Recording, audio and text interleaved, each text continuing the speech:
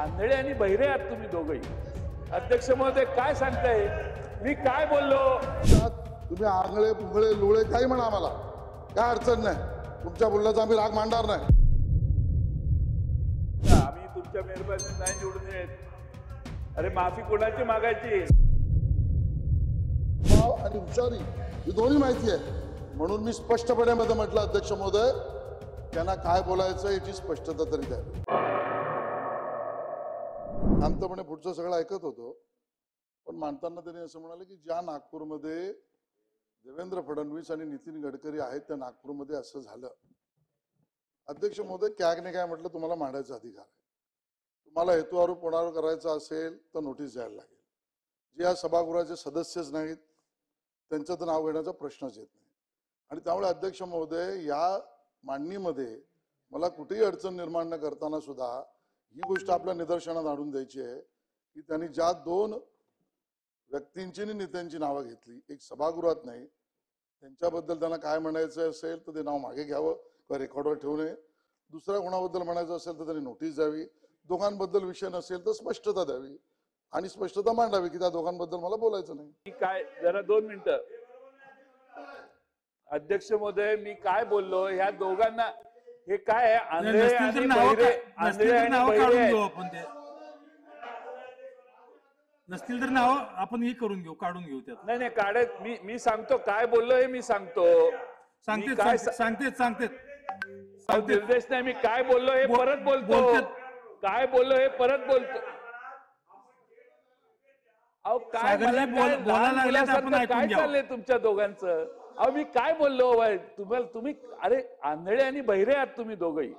अध्यक्ष महोदय काय सांगताय, मी काय बोललो? अध्यक्ष महोदय, तुम्ही वरिष्ठ आहात, मला काही घालून पाडून बोला, मला त्याच्याबद्दल बोलायचं नाही. तुम्ही मला काही मी म्हणून ऐकून घ्या अध्यक्ष. हे तुम्ही बोलाल, मला तुमचा स्वभाव आणि हुशारी ही दोन्ही माहिती आहे, म्हणून मी स्पष्टपणे मध्ये म्हटलं, अध्यक्ष महोदय त्यांना काय बोलायचं याची स्पष्टता तरी द्यावी. हे मी स्पष्टपणे म्हटलंय.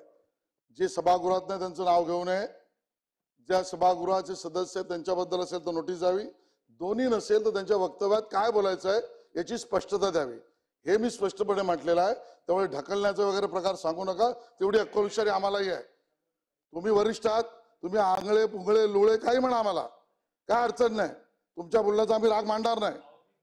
पण मग ते तुम्ही स्पष्ट करा, एवढंच म्हटलं. हा मग तेच म्हटलं आम्ही, स्पष्ट करा, नाही तर काढा रेकॉर्डवरून. रेकॉर्डवरून काढणे एवढं वाईट काय बोललो नाही मी. जरा तुम्ही गप्प बसा. आम्ही तुमच्या मेहरबानी नाही निवडून येत. अरे माफी कोणाची मागायची? सागरजी बोलू देत. बोला साहेब.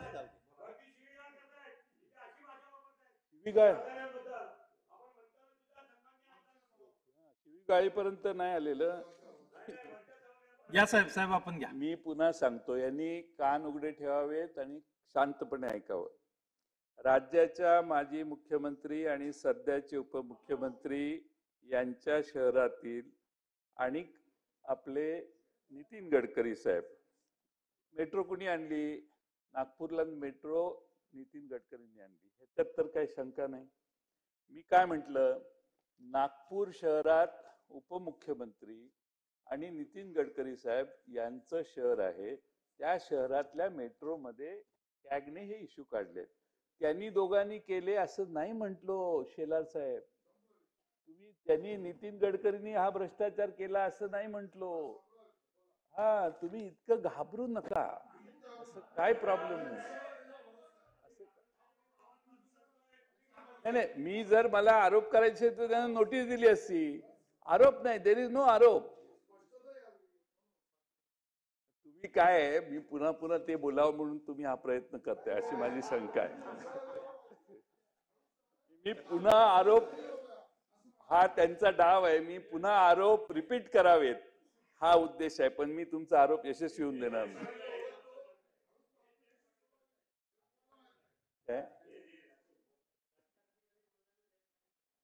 नाही, आता सरळ मी बोलतोय, असं काय करताय?